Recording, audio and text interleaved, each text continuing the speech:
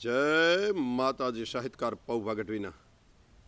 सौराष्ट्रनी भूमि એ તો સંતની ભૂમિ છે, મર્દોની ભૂમિ છે, દાતારોની ભૂમિ છે,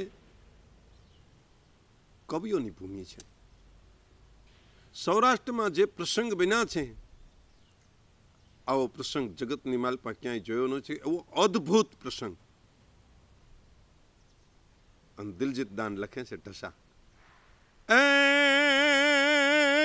ભલ જાયો આટક્યો जन कमल वीण भारत कियो जसलियन जे ताना धनी तू साहनी सामे थियो कै कान कवियों ने दीधो एक देख वीण दातार छे धन धन भूमि सौराष्ट्रनी वंदन हजारों वार छे वंदन हजारों वार छे. आओ जगतनी मालपा क्यांय किच्छो बन्यो नथी. आओ बनाव क्यांय बन्यो नथी. एभल जायो आटक्यो. एभल वाळानो दीकरो चापराज वाळो जेतपुर पोतानुं मस्तक से महादेव ने चढ़ावी अने बादशाहना दल कटकनी सामे उतर्यो. आवो जस लेवा वाळो जगतनी मालपा बीजो कोई नथी.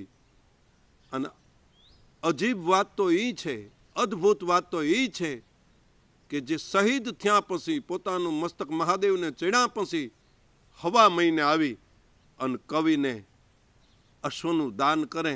आ जगतनी मालपा आवो बीजो क्यांय प्रसंग जोवा न मळे. कारण के कमल वीण भारत कियो देह वीण दीधा दान वाळा ए विधान अमे चापा केने चढ़ावीए. जगतनी मालपा देह न होवा छतां दान करवाळा वाळा त्रण व्यक्ति एमां प्रथम चापराज वाळो जेतपुर आवे अने बीजो हांगो गौड़. આવી ચાપરાજની કીર્તિ સાંભળીને એક માણસ એભલવાળાના દરબારની માલપા આવે છે અને એભલવાળાને કહે છે કે આપ દાતાર છો, આપ ચાપરાજના બાપ છો, હું માગું એ આપી શકાશે? કે માગો માગો.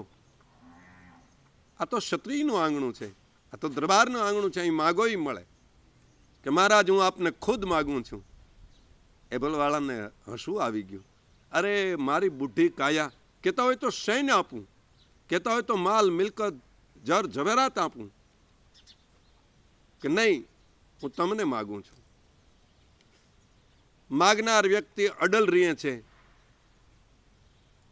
अने एभलवाळा ने अचरज लागे छे कि आ मने मागीने शुं करशे.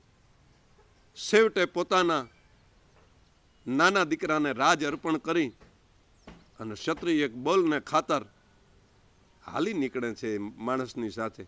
रस्तामां पूछे कि આવી વિચિત્ર માંગણી કરવાનું કારણ.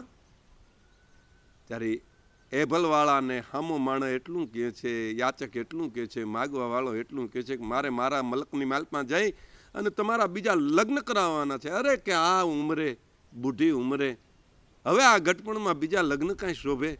પણ આવું વિચિત્ર કરવાનું કારણ શું?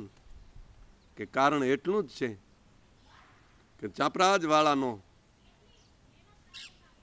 જે આ બનાવ બની ગયો, ચાપરાજવાળાની કીર્તિ જગતની માલપા જે ફેલાઈ ગઈ છે અને સૌરાષ્ટ્રનું નામ ઉજળું કર્યું છે કે સૌરાષ્ટ્રની માલપા આવા મર્દો, આવા દાતારો, આવા ઈશ્વરી ભક્તના પરાયણ પીડા છે એની ખબર પડી એટલે આવ્યો છું.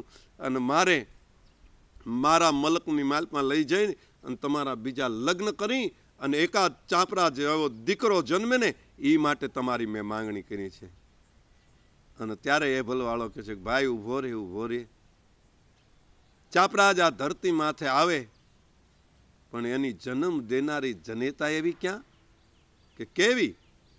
કે સાંભળ, હુતાશણીનો સમય હતો, બધાય રંગે રમતા હતા.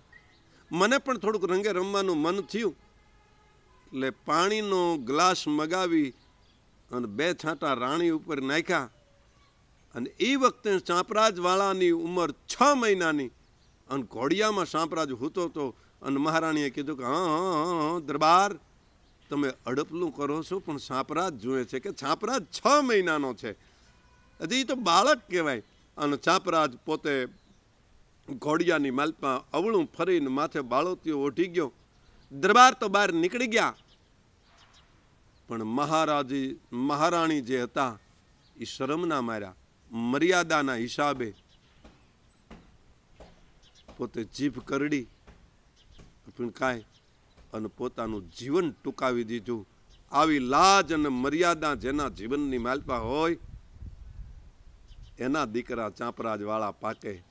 અને એના માટે કહેવું પડે એ ધરાવીણ ધાનનો નીપજે કુડવીન માડું ન હોય અઢાંગર જેસલ જખરો નીપજે જેની માં હોછલ પદમણી હોય.